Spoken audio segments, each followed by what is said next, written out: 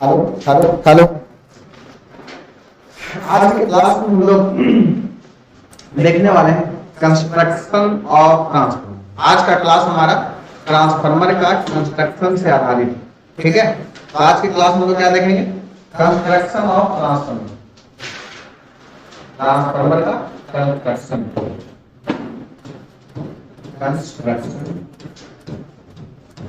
Of transformer, transformer का कैसा बनावट है, कौन कौन सा प्रिंसिपल पर काम करता है, सारी चीजों को आज हम लोग देखने वाले हैं। तो चलिए हम लोग देखते हैं बिना देर किए हुए। ट्रांसफार्मर बेसिकली इसमें दो पार्ट होता है मेन रूप से। एक आपका होता है एक्टिव पार्ट ऑफ ट्रांसफार्मर, दूसरा ऑक्सिलरी पार्ट ऑफ ट्रांसफार्मर। देखो इस लेवल का बता दे रहे हैं कि कितना भी क्वेश्चन घुस के पूछे बन ही जाएगा। ठीक है, इस टाइप के कंटेंट आईटीआई लेवल में हम शायद ही एक्सपेक्ट कर सकते हैं कि कहीं हो। ठीक, अदरवाइज आप बहुत सारे यूट्यूब चैनल भी देखे कि होंगे, बहुत सारा क्लास भी कोई फ्रेंड अगर जा रहे हैं तो भी देखे होंगे। ठीक है, तो क्या है कि सब ऊपर ऊपर पढ़ाते हैं, लेकिन क्वेश्चन तो ऊपर ऊपर पूछता नहीं, अंदर अंदर पूछता है। तो बिल्कुल हम अंदर अंदर का कोशिश करेंगे कि आप कोई भी क्वेश्चन कितना भी घुमाए तब घूमे नहीं, क्योंकि सारे कंसेप्ट को हम लोग डीप लेवल में पढ़ लेंगे। तो फिर क्वेश्चन आएगा तो कहाँ से जाएगा, पूछेगा ही पूछेगा तो बनेगा ही। तो चलिए हम लोग देख लेते हैं बिना देर के हुए कंस्ट्रक्शन ऑफ ट्रांसफार्मर। तो ट्रांसफार्मर का कंस्ट्रक्शन में दो पार्ट होता है, एक आपका एक्टिव पार्ट ऑफ ट्रांसफार्मर, दूसरा जो होता है ऑक्सिलरी पार्ट ऑफ ट्रांसफार्मर। ये जो होता है ये मेनली टू पार्ट्स होता है। It consist of mainly, it consist of two parts. कौन सा दो पार्ट होता है? पहला होता है छोटू active part, active part of transformer. Active part को हम लोग मेन पार्ट भी बोलते हैं। ठीक है, और दूसरा जो होता है जिसको हम बोलते हैं auxiliary, auxiliary part of transformer. दूसरा हम लोग बोलते हैं जिसको ऑक्सिलरी पार्ट ऑफ ट्रांसफार्मर हम लोग बोलते हैं। हम लोग देख लेते हैं ये एक्टिव पार्ट में दो हिस्सा है। एक्टिव पार्ट को हम लोग मेन पार्ट ऑफ ट्रांसफार्मर भी बोलते हैं। Active part is also called as main part of the transformer. ठीक है, मेन पार्ट इसको क्यों बोलते हैं? क्योंकि इसी से आपका करंट वोल्टेज निर्भर करता है। इसमें एक्टिव पार्ट में दो पार्ट है। कौन सा दो पार्ट है? एक जैसे ट्रांसफार्मर का कोर है और दूसरा जैसे ट्रांसफार्मर का वाइंडिंग है। इसमें तो पढ़ेंगे ट्रांसफार्मर के कोर के बारे में, transformer core, transformer core, transformer core के बारे में। और दूसरा इसमें पढ़ेंगे हम लोग ट्रांसफार्मर का वाइंडिंग के बारे में, वाइंडिंग के बारे में। एक हम लोग पढ़ेंगे ट्रांसफार्मर कोर के बारे में और दूसरा हम लोग पढ़ेंगे ट्रांसफार्मर का वाइंडिंग के बारे में। ये मुख्य पार्ट है जिसको बोलेंगे हम लोग एक्टिव पार्ट ऑफ ट्रांसफार्मर। इसको क्या बोलेंगे? Active part of transformer. दूसरा हम बात करेंगे ऑक्सिलरी पार्ट ऑफ ट्रांसफार्मर का। ऑक्सिलरी पार्ट, ऑक्सिलरी मतलब होता है सहायक, यानी कि ये जो मेन पार्ट है उसको सहायता प्रदान करेगा। बेसिकली एक्टिव रोल नहीं करेगा, ऑक्सिलरी रोल करेगा, सहायता प्रदान करेगा, इसलिए इसको हम बोलते हैं ऑक्सिलरी पार्ट ऑफ ट्रांसफार्मर। और इसको हम क्या बोलेंगे? Active part of transformer. तो दोनों के बारे में वाली वाली से देखेंगे कि आपका एक्टिव पार्ट में ट्रांसफार्मर कोर में क्या क्या होता है, कितना तरह का कोर होता है, कैसे ऑपरेट करता है, सारी चीजों को वन बाय वन करके देखते हैं। ठीक है, जिसको जल्दी से नोट कीजिए, देखते आ गए। अब हम लोग देखते हैं कोर के बारे में, ट्रांसफार्मर का कोर के बारे में हम लोग देखते हैं कि कैसा होता है कोर। ध्यान दीजिए, ट्रांसफार्मर कोर, ट्रांसफार्मर कोर देखिए कैसा बना होता है, कौन सा मटेरियल का होता है। सबसे पहले से बारीक में हम लोग डिस्कशन करते हैं। तो ट्रांसफार्मर का कोर, इसको कोर बोलते हैं। ये जो ऐसे है, ये जो ऐसे कोर है, इसी तरह ट्रांसफार्मर कोर ऐसा है। ये क्या है? कोर। ये है ट्रांसफार्मर का कोर। ये जो है छोटू कोर जो है, कोर जो है ऐसा दिखता है हमारा। जैसे कोर क्या होता है? एक ऊपर एक रहता है, एक ऊपर एक रहता है। जैसे कि एक सिंगल पीस नहीं रहता है, ऐसा रहता मान लीजिए एक है पॉइंट, फिर इसमें क्या है? एक और पॉइंट रहने से एक परत हो गया, तीसरा कॉइन हो गया, चौथा कॉइन हो गया, ऐसे करके कोर होता है, कोर इतना मोटा हो जाता है, इसमें बहुत सारा लेयर रहता है। लास्ट में प्रैक्टिकली खोल के देखिएगा तो दिखेगा आपको। तो ये जो है आपका एक कोर है, तो कोर का ये जो केवल हम एक हिस्सा ऊपर बाहर वाला एक केवल दिख रहा है, इसके अंदर बहुत सारा छुपा हुआ है, ठीक है, छोटा छोटा। ये जो कोर है, ये सबसे पहला बात है कि कौन सा मटेरियल का बना होता है। ये जो कोर जो है आपका मेनली रूप से सिलिकॉन स्टील का बना रहता है। किसका बना रहता है? सिलिकॉन स्टील का। ये जो कोर जो है आपका सिलिकॉन स्टील का बना रहता है। कोर जो है ट्रांसफार्मर कोर सिलिकॉन स्टील, किसका? सिलिकॉन स्टील का बना होता है। सिलिकॉन स्टील का बना होता है। ये जो कोर है, इसी का कोर जो है आपका सिलिकॉन स्टील का बना होता है। सिलिकॉन स्टील का कोर बना होता है। आखिर सिलिकॉन स्टील का ही हम लोग क्यों बनाते हैं, इसके पीछे भी खास वजह होता है। Why transformer core is made by silicon steel. और केवल ट्रांसफार्मर का ही कोर नहीं, जितना भी इलेक्ट्रिकल मशीन है, जैसे डीसी जनरेटर हो गया उसका कोर, डीसी मोटर हो गया उसका कोर, अल्टरनेटर का कोर, इंडक्शन मशीन का कोर, जितना भी मशीन है, जितना भी तरह का, सबका कोर सिलिकॉन स्टील से ही बनाते हैं। इसलिए कभी कभी हम लोग सिलिकॉन स्टील को इलेक्ट्रिकल स्टील के नाम से भी जानते हैं। सिलिकॉन स्टील को इलेक्ट्रिकल स्टील को क्यों बोलते हैं? क्योंकि all machine core is made by the silicon steel, that's why silicon steel is also called as the electrical steel. यानी चूंकि सभी तरह का मशीन, डीसी हो, एसी हो, ट्रांसफार्मर हो या जनरेटर हो या मोटर हो, सभी का कोर जो बनाते हैं सिलिकॉन से ही बनाते हैं, इसलिए सिलिकॉन स्टील को इलेक्ट्रिकल स्टील के नाम से जानते हैं। यानी कि सभी मशीन का कोर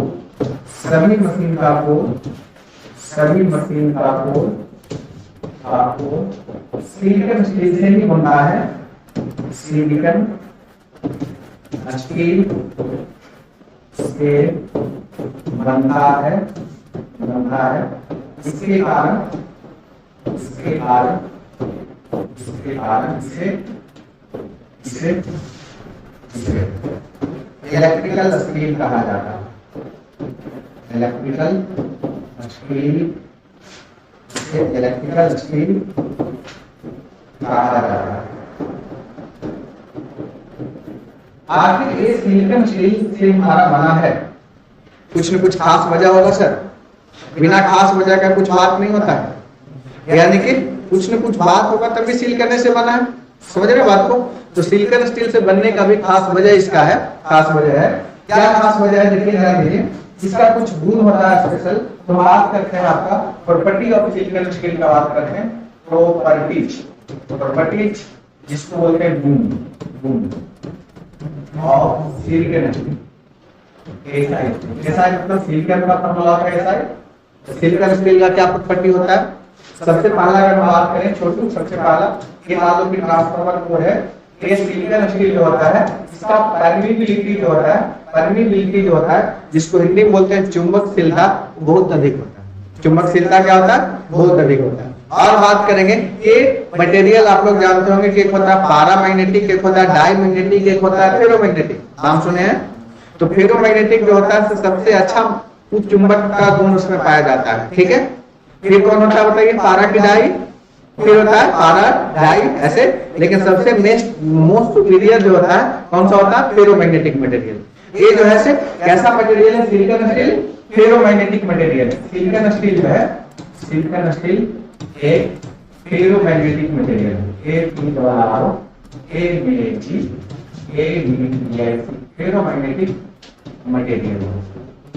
फेरोमैग्नेटिक मटेरियल है सिलिकॉन स्टील। फेरोमैग्नेटिक होने के कारण से इसमें चुंबकशीलता क्या होता है? बहुत अधिक होता है। इसके कारण से क्या होता है? इसका चुंबकशीलता जो होता है, इसका चुंबकशीलता जिसको बोलते हैं हम लोग परमीएबिलिटी, जिसको बोलते हैं चुंबकशीलता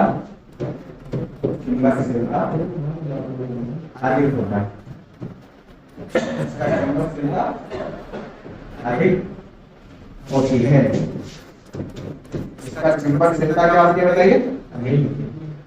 यानी कि इसका चुंबकशीलता जो है आपका अधिक होती है। किसका? तो ये सिलिकॉन स्टील का। तो सिलिकॉन स्टील का चुंबकशीलता जो होती है अधिक होती है। क्लियर? आगे हम बात करेंगे, और क्या होता है कि जैसे कि हमारा यहाँ पर फ्लक्स पास करेगा सर, यहाँ पर वाइंडिंग होगा, प्राइमरी वाइंडिंग एक सेकेंडरी वाइंडिंग होगा ऐसा कुछ। ये जो फ्लक्स है, फ्लक्स को ऐसे दोनों वाइंडिंग होकर कैसे गुजरेगा फ्लक्स। ये जो फ्लक्स है, ये फ्लक्स को उत्पन्न होने के लिए अगर सिलिकॉन स्टील होगा तो डिजायरेबल करंट का जो जरूरत पड़ेगा वो क्या होगा, कम जरूरत पड़ेगा। ठीक है, तो सिलिकॉन स्टील होने के कारण फ्लक्स जो उत्पन्न होता है यानी कि चुंबकीय बल रेखाएं बहुत आसानी से उत्पन्न हो जाती है। यानी कि अगर दूसरा मटेरियल रखेंगे तो फ्लक्स उतना आसानी से उत्पन्न नहीं होगा। फिर एक कोर में क्या होता है, एक कोर में क्या होता है, फ्लक्स जो होता है आपका फ्लक्स बहुत कम करंट में, फ्लक्स जो है बहुत कम करंट में, फ्लक्स जो है आपका बहुत कम करंट में, बहुत कम करंट में, कम धारा में उत्पन्न हो जाता है, उत्पन्न हो जाता है। एक और बात है, इसका जैसे रिलक्टेंस का बात करें, रेजिस्टेंस बात किए थे पहले, रेजिस्टेंस क्या बात किए थे बताइए आप। रेजिस्टेंस जो है आपका ये जो है से एक प्रॉपर्टी है जो कि मटेरियल में जो भी हम बात कर रहे हैं इसमें करंट जो फ्लो करता है कंडक्टर में उसको क्या करता है, अपोज करता है, यही था रेजिस्टेंस। लेकिन ये अगर हम बात करेंगे रिलक्टेंस, उसी का भाई है, लेकिन ये क्या है मैग्नेटिक सर्किट में होता है, यानी कि फ्लक्स को अपोज करता है। रेजिस्टेंस जो था से करंट के फ्लो को अपोज करता था और रिलक्टेंस जो है फ्लक्स के फ्लो को अपोज करेगा। यानी कि इसका मटेरियल का जो रिलक्टेंस होता है कम होता है, कम होता है तो लो रिलक्टेंस पाथ प्रोवाइड करता है किसको, फ्लक्स को पास करने के लिए। बहुत अच्छा बात है, यानी कि फ्लक्स जो है ऐसे क्या होगा, इजीली घूमेगा। अगर इसका रिलक्टेंस अधिक होता तो फ्लक्स इसमें इजीली फ्लो नहीं करता। ये रिलक्टेंस इसका क्या होता है, कम होता है, जिसके कारण फ्लक्स आसानी से उस रास्ता से क्या करता है, पास करता है। यानी कि यह लो रिलक्टेंस पाथ या फ्लक्स को पास करने के लिए, या फ्लक्स को पास करने के लिए, फ्लक्स को पास करने के लिए, या फ्लक्स को पास करने के लिए, या फ्लक्स को पास करने के लिए, पास करने के लिए लो रिलक्टेंस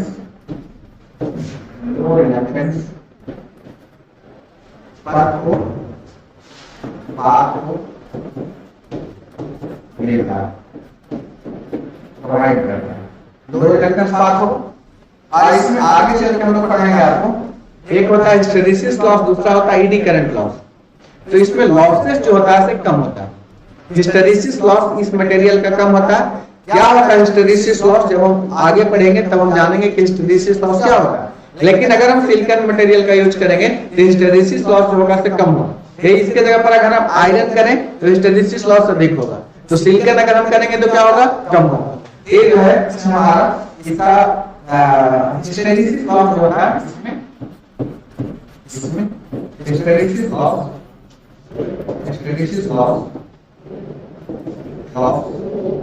कम होता है। इसमें हिस्टैरिसीस लॉस क्या होता है, कम होता है। क्लियर है, नोट डाउन कीजिए यहाँ तक। चलिए अब हम बात करते हैं, ये जो कोर जो होता है दो तरह का होता है। कोर जो है दो तरह का होता है, एक है सेल टाइप कोर और दूसरा जो है core type core. Shell type core, core type core. देखिए क्या कोर जो है दो तरह के हैं, कोर जो है दो तरह का। एक जो कोर है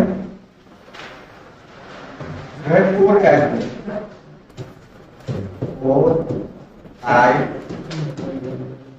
एक जो है आपका shell type core, SHELL shell type core. एक में कोर टाइप कोर और दूसरा जो है आपका सेल टाइप कोर। ये दो है कोर आपका, कोर टाइप कोर और सेल टाइप कोर। अब देखिए सर ध्यान दीजिए, ये दोनों में क्या अंतर है, सेल टाइप कोर और कोर टाइप कोर में। देखिए ध्यान दीजिए, सबसे पहले कंस्ट्रक्शन का बात करते हैं, बनावट का बात करते हैं। सेल टाइप कोर और इसका बनावट जो होता है छोटी सिंपल ऐसा होता है, जब भी हम देख रहे हैं यही बनावट है इसको। कोर टाइप कोर यही, सेल टाइप कोर हम बनाते हैं। सेल डायरेक्टर ऐसा है।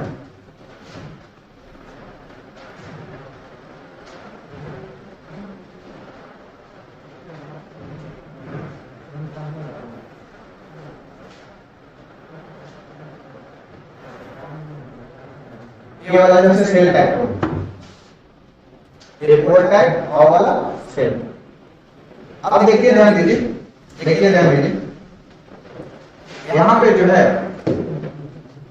इसको जो वर्टिकल लाइन देख रहे हैं, वर्टिकल को लोग बोलते हैं लिम्ब। क्या बोलते हैं? लिम्ब। एक लिम्ब हुआ, आगे भी हो गया क्या आपका लिम्ब, लिम्ब टू। एक लिम्ब आगे क्या होता है बताइए, दूसरा लिम्ब हो गया, यानी दो लिम्ब है, लिम्ब वन और लिम्ब टू। ये भी वर्टिकल को क्या बोलते हैं लोग? लिम्ब। ये वैसे ये limb one, limb two, limb three. आगे को हॉरिजॉन्टल लाइन होता है, ये हॉरिजॉन्टल लाइन को बोलते हैं योग। योग वन, ये जो ऐसे योग। यहां भी क्या होगा? एक हॉरिजॉन्टल, दो हॉरिजॉन्टल। यहां भी योग वन और योग। यहां पर ध्यानपूर्वक देखिए, आप ध्यानपूर्वक आप देखिए, इसमें दो लिम्ब होता है और दो योग होता है। क्या होता है? दो लिम्ब और दो योग। यानी कि इसमें क्या होता है? पूरा टाइप कोड में इसमें दो लिम्ब तथा लिम्ब एक तरह का पैर है, एक पैर दो पैर, इसमें एक दो तीन है, इसमें दो लिम्ब तथा दो योग होता है, दो योग होता है। इसमें आप बता दीजिए, तीन लिम्ब और दो योग होता है। इसमें क्या होता है? इसमें तीन लिम्ब तथा योग होता है। देखो, ये वाला हो गया पहला, बीच वाला हुआ दूसरा, और ये वाला हो गया क्या? तीसरा। ठीक है, यानी कि टोटल जो लिम्ब की संख्या कितना है इसमें? तीन। इसमें कितना बता दो? एक और एक दो। इसमें दो लिम्ब दो योग, जिसमें क्या? तीन लिम्ब तीन योग। ये से नो, तीन लिम्ब तीन योग, दो लिम्ब दो योग। क्लियर? अब आगे देखिए, इसमें वाइंडिंग कुछ ऐसा होता है। देखो इसमें वाइंडिंग ऐसा होता है, इसमें वाइंडिंग ऐसा, एक प्राइमरी वाइंडिंग है, दूसरा क्या? Secondary winding. इसमें वाइंडिंग देखो क्या है, इसमें वाइंडिंग देखो, इसमें तो वाइंडिंग है ऐसा कुछ है।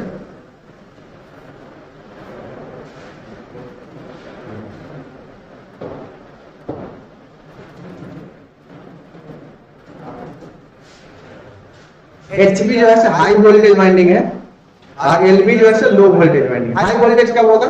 जिसका टर्न्स ज्यादा हो। टर्न्स ज्यादा होगा तो हम लोग बताए थे E directly proportional to N।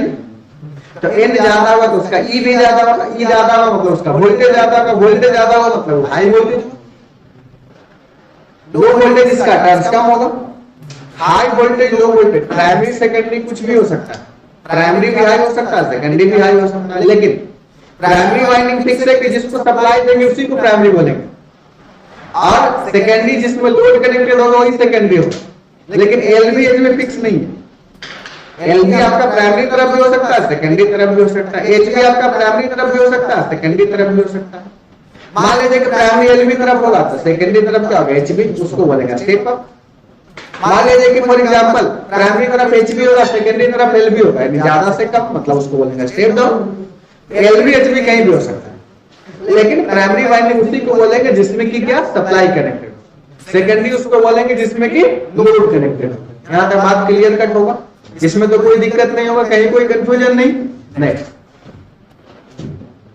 अब देखिए यहां पर ये वाइंडिंग जो है, यहां पर ये वाइंडिंग जो है क्या है बताओ? एक ही जगह पर प्राइमरी है, आगे एक अलग जगह पर सेकेंडरी है। एक जगह होने के कारण ऐसे वाइंडिंग को हम लोग बोलते हैं कंसेंट्रिक वाइंडिंग।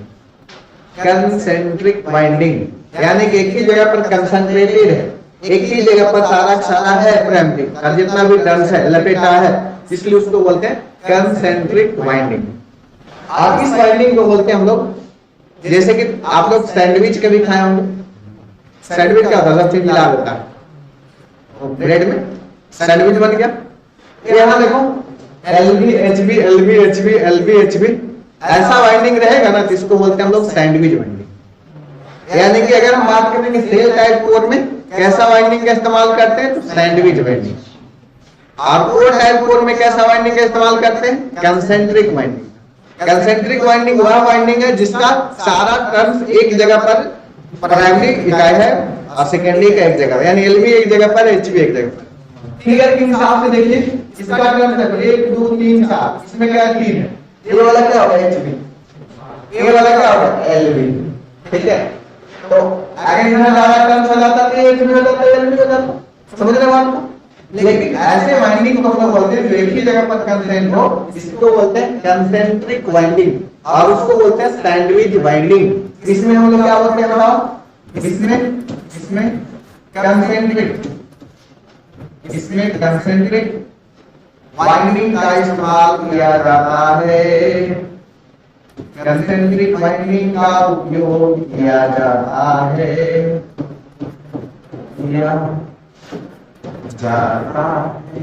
इसमें क्या, इसमें लोग सैंडविच वाइंडिंग का इस्तेमाल किया जाता है, इसमें सैंडविच वाइंडिंग का उपयोग किया जाता, ठीक है।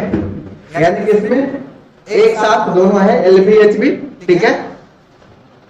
फिर इसमें क्या है, अलग अलग, इसमें क्या है, दिल ना लिया तो बोलो ना बोलो क्या किया, ठीक है, वाला बात है।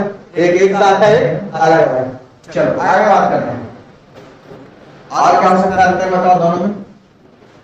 इसमें देखो, इसमें जो है एक ही मैग्नेटिक सर्किट, इसमें जो है आपका एक ही मैग्नेटिक सर्किट, एक ही मैग्नेटिक सर्किट, देखो एक मैग्नेटिक सर्किट है, मैग्नेटिक फ्लक्स कैसे होगा, एक मैग्नेटिक सर्किट है।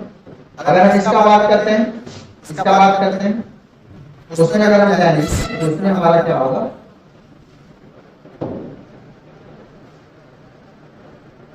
उसमें हमारा जाएंगे, इसमें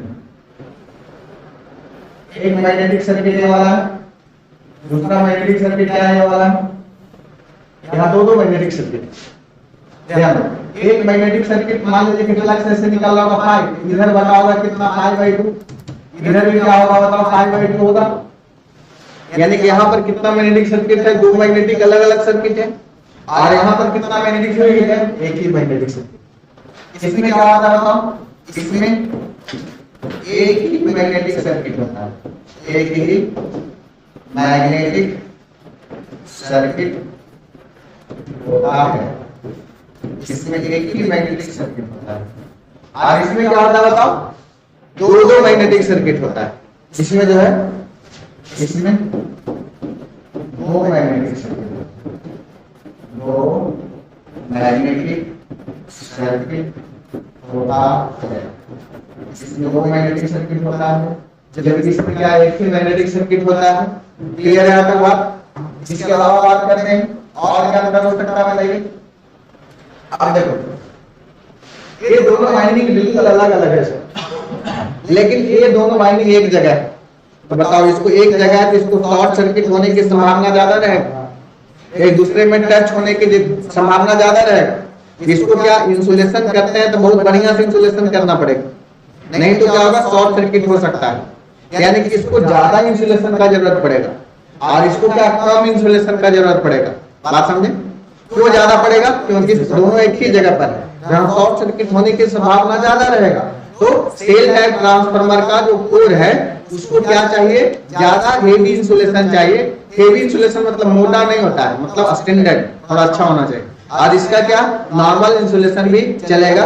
इसमें कम इंसुलेशन की जरूरत होती है तथा इसमें ज्यादा इंसुलेशन की जरूरत होती है। किसमें ज्यादा होता है ऐसे क्वेश्चन पूछेगा, सेल टाइप में कि कोर टाइप में? तो सेल टाइप में। इसमें क्या होता है बताइए, इसमें जो होता है आपका, इसमें ज्यादा सॉरी कम ना, इसमें कम इंसुलेशन इंसुलेशन का जरूरत पड़ता, इसमें क्या होगा, ज्यादा इंसुलेशन, इसमें ज्यादा इंसुलेशन का जरूरत पड़ता, एक में कम का पड़ता है, इसमें ज्यादा का इंसुलेशन का जरूरत पड़ता है। ठीक है, इसके अलावा हम बात करेंगे, इसके अलावा बात करेंगे, देखिए ध्यान दीजिए, इसके अलावा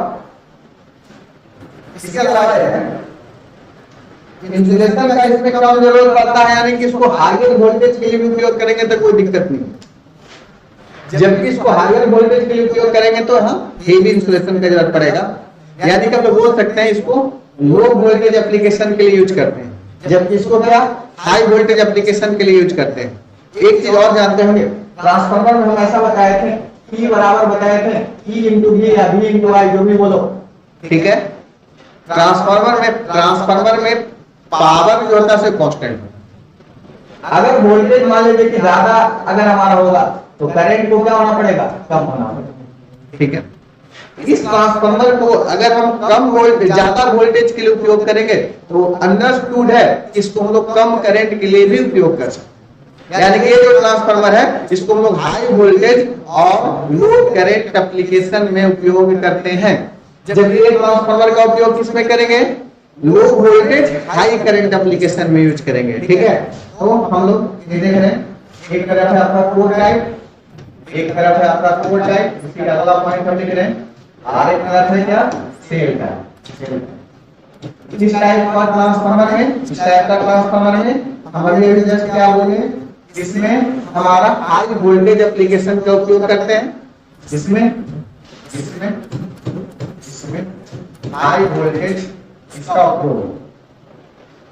उपयोग हाई वोल्टेज एप्लीकेशन में करते हैं, इसका उपयोग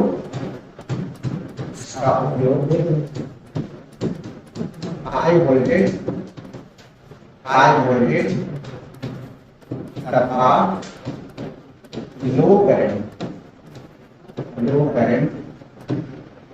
एप्लीकेशन में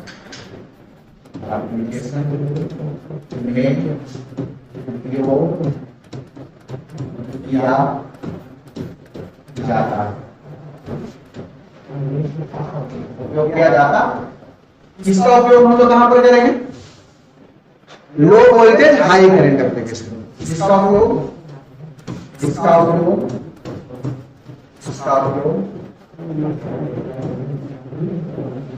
लो वोल्टेज तथा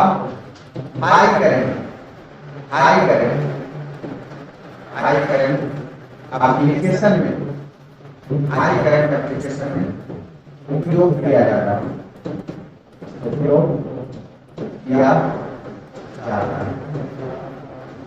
क्लियर है।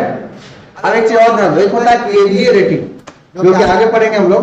ट्रांसफार्मर का रेटिंग जो होता है केवीए में होता है, लॉसेस पढ़ेंगे तब समझेंगे क्यों होता है, ये बताएंगे आगे। तो ये जो है करंट पर केवीए रेटिंग निर्भर करता है, यानी कि जिसका करंट कम होगा तो लो केवीए होगा, और जिसका करंट ज्यादा होगा तो हाई केवीए होगा। इसमें हम लोग उपयोग कर रहे हैं लो करंट के लिए, तो ये बोल सकते हैं इसका जो केवीए रेटिंग जो इस्तेमाल करेंगे वो या लो केवीए रेटिंग के लिए उपयोग होता है। के लिए क्या होता है, उपयोग होता है। आगे किसके लिए होता है बताइए, हाई केवीए रेटिंग, या हाई केवीए रेटिंग के लिए उपयोग होता है। क्या होता है, क्लियर है, समझ गया बात को। ये हमारा ट्रांसफार्मर का कंस्ट्रक्शन है, ठीक है, इसको नोट डाउन कीजिए। और यूट्यूब पर जो भी बच्चे देख रहे हैं तो चैनल को लाइक सब्सक्राइब भी करते जाइए, ताकि एनर्जी मिलते जाए, ठीक है, मोटिवेशन मिलता है, ताकि और अच्छे से अच्छे कंटेंट आपको दे पाए। इसको नोट डाउन कीजिए जल्दी से, ओके, बैक करते हैं। चलिए अब इसका दूसरा हिस्सा को देखते हैं। दूसरा हिस्सा क्या है, ट्रांसफार्मर का क्या बोले, केवीए रेटिंग क्या होता है ना, कि कोई चीज का जैसे कि किस चीज में मेजर करते हैं, जैसे आपका परफॉर्मेंस, आपका परफॉर्मेंस हम कैसे माप सकते हैं? एक तो वाइवा वॉइस जो कर सकते हैं, क्वेश्चन पूछे करके जान सकते हैं कौन कितना जानता है। दूसरा हम एक रिटन टेस्ट ले लेंगे, तो क्या आपका परफॉर्मेंस हमको पता चल जाएगा कैसा है। इसी तरह से ट्रांसफार्मर का परफॉर्मेंस हम लोग कैसे पता करेंगे, तो इफिशियंसी और वोल्टेज रेगुलेशन के टर्म में पता करते हैं, और उसका सारा चीज जो हम लोग डिपेंड करता है उसका परफॉर्मेंस इफिशियंसी और लॉस पर निर्भर करता है। लॉस जितना अधिक होगा इफिशियंसी कम होगा। तो लॉस को हम लोग डिनोट करते हैं, दो चीज में डिनोट करते हैं, एक आयरन लॉस होता है, एक कॉपर लॉस होता है। तो कॉपर लॉस जो डिपेंड करता है वोल्टेज पर, और आयरन लॉस डिपेंड करता है करंट पर। तो एक वोल्टेज का यूनिट होता है वोल्ट और करंट का यूनिट होता है एम्पियर, इसलिए इसका रेटिंग जो डिनोट करते हैं क्या, वोल्ट एम्पियर में। तो चूंकि ट्रांसफार्मर का रेटिंग बहुत बड़ा होता है, मान लीजिए कि 10 एम्पियर वोल्ट एम्पियर है तो ठीक है। मान लीजिए हम बोले कि आपको 5000 वोल्ट एम्पियर, 5000 वोल्ट एम्पियर को सीधा बोल देंगे कितना, 5 किलो वोल्ट एम्पियर। किलो मतलब होता है 10 के पावर 3। तो हायर रेटिंग के लिए इसको हम लोग क्या रिप्रेजेंट करते हैं बताइए, किलो वोल्ट एम्पियर में रिप्रेजेंट करते हैं। क्लियर हुआ बात? चलिए, तो अब हम आगे तो बात करते हैं ट्रांसफार्मर का वाइंडिंग के बारे में कि ट्रांसफार्मर का वाइंडिंग क्या होता है। तो देखिए हम ट्रांसफार्मर वाइंडिंग, ट्रांसफार्मर वाइंडिंग इसमें बताइए दो वाइंडिंग है, प्राइमरी वाइंडिंग और सेकेंडरी वाइंडिंग। एक्टिव पार्ट में एक तरह से आपका दो वाइंडिंग होता है, एक आपका प्राइमरी वाइंडिंग, दूसरा तरह से आपका सेकेंडरी वाइंडिंग। ऑलरेडी हम इसको डिस्कस कर भी चुके हैं। प्राइमरी वाइंडिंग उसको बोलते हैं जो कि सप्लाई से कनेक्टेड होता है, सेकेंडरी वाइंडिंग उसको बोलते हैं जो कि लोड से कनेक्ट होता है। क्लियर? इसमें कितना तरह का वाइंडिंग होता है, दो प्रकार के, प्राइमरी वाइंडिंग और सेकेंडरी वाइंडिंग। इसमें दो वाइंडिंग होता है, इसमें दो वाइंडिंग होता है, दो वाइंडिंग होता है। पहला वाइंडिंग होता है जो कि प्राइमरी होता है। पहला वाइंडिंग जो है इस वाइंडिंग को क्या बोलेंगे, प्राइमरी वाइंडिंग बोलेंगे। प्राइमरी वाइंडिंग क्या होता है बताइए, यह सोर्स से कनेक्टेड होता है, ये सोर्स से जुड़ा होता है, यह सोर्स से जुड़ा होता है। और दूसरा वाइंडिंग जो है वो कौन सा वाइंडिंग है, दूसरा वाइंडिंग बताओ, सेकेंडरी वाइंडिंग। सेकेंडरी वाइंडिंग कौन सा वाइंडिंग है, जो लोड से जुड़ा होता है। लोड किसको बोलेंगे, जो कि इलेक्ट्रिसिटी को खा रहा है, इलेक्ट्रिसिटी को कंज्यूम कर रहा है। कौन इलेक्ट्रिसिटी को कंज्यूम कर रहा है, तो आपका light, fan, geyser, washing machine, AC, TV, fridge, cooler, यही सब ना। लोड यानी कि दूसरा वाइंडिंग है जिसका नाम है हमारा सेकेंडरी वाइंडिंग। सेकेंडरी वाइंडिंग किसको बोलते हैं, जो यह लोड से जुड़ा होता है, लोड से जुड़ा होता है। कौन जुड़ा होता है, सेकेंडरी वाइंडिंग होता है, लोड से जुड़ा हुआ। लोड से जुड़ा हुआ जो वाइंडिंग होता है उसको बोलते हैं हम लोग क्या, सेकेंडरी वाइंडिंग। क्लियर? अब हमारा एक तो सवाल उत्पन्न होता है कि वाइंडिंग तो मान लीजिए दो प्रकार का होता है, वाइंडिंग किस मटेरियल का बना होता है। तो वाइंडिंग किस मटेरियल का बताइए, आप क्या जानते हैं, इंसुलेशन का। गलत जवाब। हम पूछें कि कौन सा मटेरियल का बना होता है, सोना, चांदी, कॉपर, एल्युमिनियम। कॉपर किसका, मेनली रूप से कॉपर का बना, किसका बना था, एल्युमिनियम का भी बना सकते हैं, लेकिन एल्युमिनियम हीट होकर बहुत ज्यादा मेल्ट कर सकता है, इसलिए जनरली हम लोग किसका बनाते हैं, कॉपर का बनाते हैं। ये वाइंडिंग जो है ट्रांसफार्मर का वाइंडिंग सामान्यतः हम लोग कॉपर का बनाते हैं। ट्रांसफार्मर का वाइंडिंग, ट्रांसफार्मर का वाइंडिंग सामान्यतः किसका बनाते हैं, कॉपर का बनाते हैं, कॉपर का बनाते हैं, कॉपर का बनाते हैं। इसके अलावा जो है इसमें हम लोग सिंगल सॉलिड कंडक्टर को अनयूज का स्टैंडर्ड कंडक्टर का इस्तेमाल करते हैं। क्यों? क्योंकि सिंगल सॉलिड कंडक्टर में जैसे कि एक मोटा तार और ये ही इतना ही तार में बहुत सारा पतला पतला तार वो कर दिया, जैसे कि आप वायरिंग देखोगे तार है फॉर एग्जांपल, तो देखेंगे कि बहुत सारा तार उसमें रहता है पतला पतला तार में। वो क्यों रहता है, क्योंकि इसमें जो होता है वाइंडिंग में गोल गोल सर्कुलेशन करंट घूमता है जिसको बोलते हैं स्प्रे करंट, बाद में उसको लोग ईडी करंट भी बोलते हैं और स्प्रे करंट बोलते हैं। वाइंडिंग में कोर में होता है उसको ईडी करंट बोलते हैं या भंवर करंट।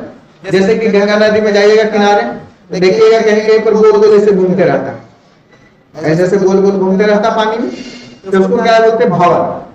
तो इसी तरह से इसको हिंदी में भी भंवर धारा बोलते हैं। और सिंगल सॉलिड कंडक्टर होगा तो वहां पर क्या होगा, अधिक होगा। ठीक है, समझे बात को? तो उसको कम करने के लिए हम लोग स्ट्रैंडेड कंडक्टर का इस्तेमाल करते हैं। ठीक है, ये जो है से मान लो कैसा है, ये कंडक्टर ऐसा है, ये वाला सिंगल कंडक्टर है, ये वैसे सिंगल कंडक्टर है, सिंगल सॉलिड है, सिंगल सॉलिड कंडक्टर है, सिंगल सॉलिड कंडक्टर। और यही कंडक्टर है जो बहुत सारा इसमें भाग में बटा हुआ है, बहुत सारा भाग इसका बटा हुआ है। देखिए कैसे बटा हुआ है, इसका बहुत सारा भाग बटा हुआ है, ऐसे एक हिस्सा, दो हिस्सा, तीन हिस्सा, चार हिस्सा, पांच हिस्सा, बहुत सारा है। ये सब क्या बताइए, स्ट्रैंडेड, स्ट्रैंडेड कंडक्टर है।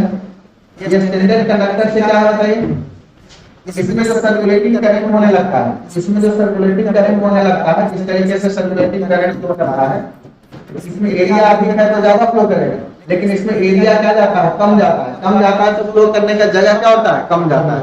तो हम लोग जनरली ये जो है सिंगल सॉलिड कंडक्टर ना यूज करके हम लोग कैसा कंडक्टर यूज करते हैं, स्टैंडर्ड कंडक्टर यूज करते हैं। क्यों? क्योंकि इसमें स्प्रे करंट होता है। ये वाला करंट को हम लोग क्या बोलते हैं, स्प्रे करंट बोलते हैं। इसको बोलते हैं स्प्रे करंट बोलते हैं। और स्प्रे करंट के कारण जो लॉस होता है, उसमें कुछ हानि होता है, जिसको बोलते हैं स्प्रे करंट लॉस। तो स्प्रे करंट लॉस को कम करने के लिए एक सिंगल मोटा कंडक्टर को ना यूज करके पतला पतला उतना ही मटेरियल का बहुत सारा कंडक्टर यूज करते हैं, ताकि स्प्रे करंट को कम से कम किया जा सके। यानी कि ये जो ट्रांसफार्मर के वाइंडिंग के रूप में हम लोग सिंगल सॉलिड कंडक्टर की जगह पर हम लोग स्ट्रैंडेड कंडक्टर का इस्तेमाल करते हैं।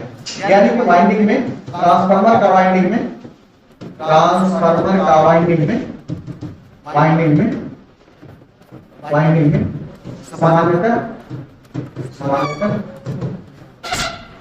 सिंगल सॉलिड कंडक्टर की जगह पर, सिंगल सॉलिड कंडक्टर की जगह पर, सॉलिड कंडक्टर की जगह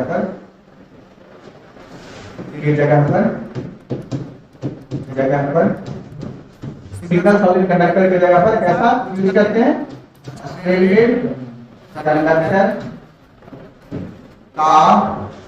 का उपयोग किया जाता है। क्यों किया जाता है सब? ताकि हम लोग स्प्रे करंट लॉस को कम कर पाए, ताकि स्प्रे करंट लॉस